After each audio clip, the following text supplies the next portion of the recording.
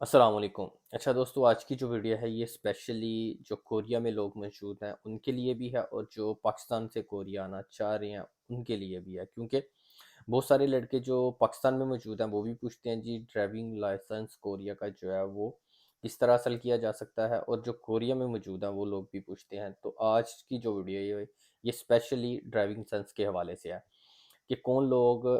Test दे के driving licence ले सकते हैं और कौन लोग जो है वो बगैर टेस्ट के, कंप्यूटर टेस्ट के, कोरियन लैंग्वेज में या इंग्लिश में या कौन सी ज़ुबान में, उसके हवाले से। या फिर जो है वो पाकिस्तान में अगर आपका ड्राइविंग लाइसेंस बना हुआ है तो उसकी वेरिफिकेशन का जो प्रोसेस है वो कैसा है। तो जो भी डिटेल है वो मैं आप लोगों के साथ आज शेयर करता हूँ। सबसे पहले मैं आप लोगों को बता दूँ कि जो कोरियन ड्राइविंग लाइसेंस है ना, इसको हासिल करने के लिए जो है ना वो आप लोगों के पास दो तरीके होते हैं कि या तो आप अपने पाकिस्तानी ड्राइविंग लाइसेंस लाइसेंस से जो है वो चेंज करें, या फिर जो है वो कोरियन प्रोसेस को ला को फॉलो करें। अगर कोरियन प्रोसेस की बात की जाए तो उसमें सबसे पहले आप लोगों को जो है वो कंप्यूटर टेस्ट देना पड़ता है, फिर जो है वो एक नॉर्मल ट्राई होती है वो देना पड़ती है, फिर उसके बाद जो है वो फाइनल रोड की ट्राई होती है वो देना पड़ती है, और उसके बाद जाके फिर जो है वो आप लोगों को ड्राइविंग लाइसेंस जो है वो मिलता है। लेकिन अगर बात की जाए कि पाकिस्तानी ड्राइविंग लाइसेंस से अगर चेंज करवाना हो तो फिर जो है वो किन किन प्रोसेस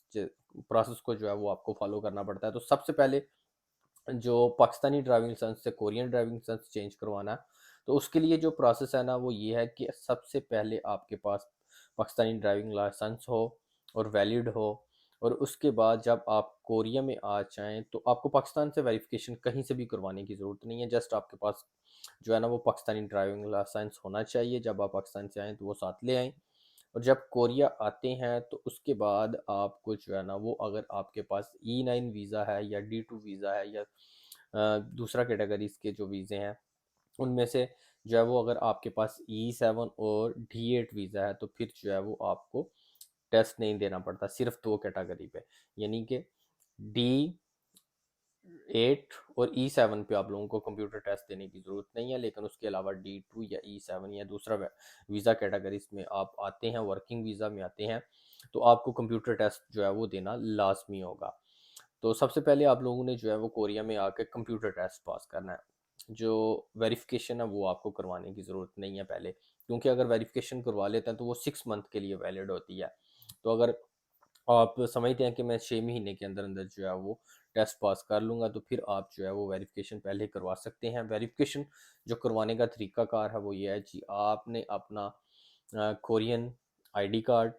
पासपोर्ट की पिक्चर, या जो है वो जस्ट पासपोर्ट की पिक्चर, कोरियन आईडी कार्ड की पिक्चर ना भी भेजें, कोई मसला नहीं है। पासपोर्ट की पिक्चर, ड्राइविंग लाइसेंस की जो है ना वो फ्रंट बैक की पिक्चर,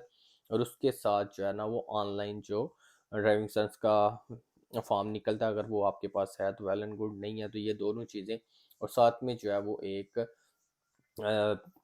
जो है ना वो डाक के लिए जो वापसी के लिए लिफाफा वगैरह लेके जो है ना वो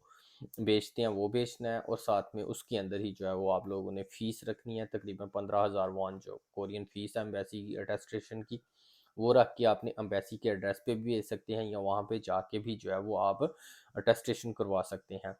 तो वो अटेस्टेशन करवाने के बाद जिस दिन वो एम्बेसी से अटेस्टेशन होगी उस दिन से लेकर जो है वो 6 मंथ के लिए जो है वो वैलिड होगा।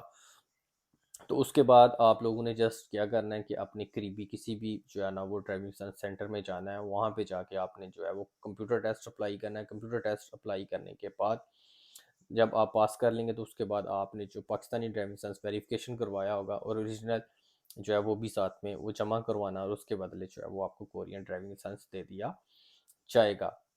लेकिन जो E7 वाले या फिर जो है वो D8 वाले हैं उनको टेस्ट देने की ज़रूरत नहीं है। वो जस्ट अपना वेरिफिकेशन शुदा जो ड्राइविंग लाइसेंस ओरिजिनल और जो डॉक्यूमेंट्स वेरिफिकेशन करवाए हुए हैं वो साथ में लेकर जाएं और जमा करवाएं, और उनको जो है ना वो फ़ौरन कोरियन ड्राइविंग लाइसेंस जो है वो दे दिया जाएगा। अब रही बात इंटरनेशनल ड्राइविंग लाइसेंस की, कि पाकिस्तान से अगर आप अपना इंटरनेशनल ड्राइविंग लाइसेंस साथ लेके आते हैं तो जिस दिन आप कोरिया में इंटर होते हैं उस दिन से लेकर 1 साल तक जो है वो आप ड्राइविंग